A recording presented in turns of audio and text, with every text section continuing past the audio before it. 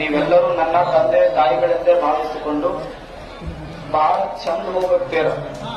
ವಿರಕ್ಕಜ್ಜ ಜವಾಬ್ದಾರಿ ಸಣ್ಣ ನನಗ್ ಕೊಟ್ಟು ಹೋಗ್ಯಾರ.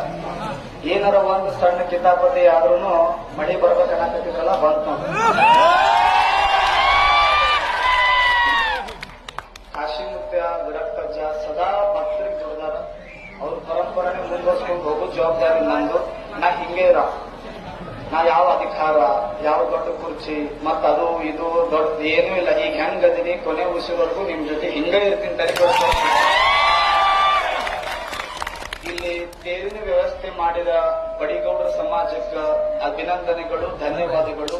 ಮತ್ತಿಲ್ಲಿ ಮಕ್ಕಳು ಓಡಾಡೋ ನಮ್ಮ ಭೋವಿ ಸಮಾಜದ ಹುಡುಗರೆಲ್ಲ ಓಡಾಡ್ತಾವ. ಅವ್ರಿಗೂ ಕೂಡ ಅವ್ರು ನೀಟಾಗಿ ಕರ್ಕೊಂಡು ಹೋಗಿ ಬರ್ತಾರ. ಯಾರು ಗದ್ದಲ ಮಾಡ್ದೇನೆ ಆರಾಮಾಗಿ ಸಕಾಶ ಅಜ್ಜನ್ ನೆನ್ಸ್ಕೊಂತ ತೇರು ಒಯ್ದು ಮುಟ್ಟಿ ಸೊಳ್ಳು ವಾಪಸ್ ತರೋನು.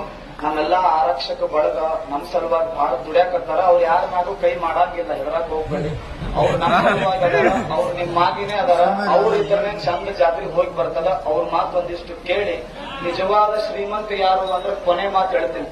ಈ ವರ್ಷ ನಿಜವಾದ ಶ್ರೀಮಂತ ಯಾರು ಅಂದ್ರೆ ದೊಡ್ಡ ಮನಿ ಇದ್ದವ, ಕಾರ್ ಇದ್ದವ, ಬಂಗಾರ ಇದ್ದವ ಶ್ರೀಮಂತ ಆಗಂಗಿಲ್ಲ.